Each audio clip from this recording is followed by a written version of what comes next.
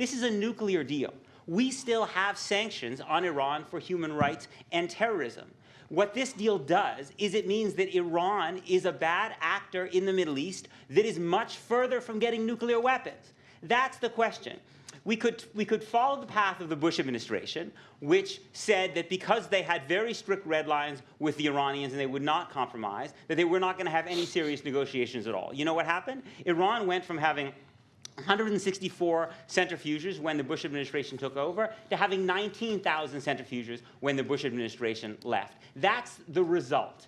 Yes, obviously, we want Iran to not be a sponsor of terrorism. We want Iran to not be oppressive towards its own people. The best way that's going to happen is through regime change in Iran, which is why it's very, very important to understand that all the most prominent nonviolent dissidents in Iran support this deal. I'm talking about people like Shirin Ebadi, who won the Nobel Prize, Akbar Ganji, who's been called the Solzhenitsyn of Iran. Now, Alan will say that the MEK doesn't like the deal. The MEK, which the United States up until recently considered a terrorist group because it was being funded by Saddam Hussein, we actually cited Saddam's connection to the MEK as one of our justifications for invading Iraq. So they don't have a lot of moral credibility with me. But all of the nonviolent dissidents, the people who led the Green Revolution, they like this deal. Why do they like this deal? Because they believe it gives them greater hope of overthrowing this tyrannical regime. And when that happens, we will have a greater chance of Iran not being a bad actor in the Middle East.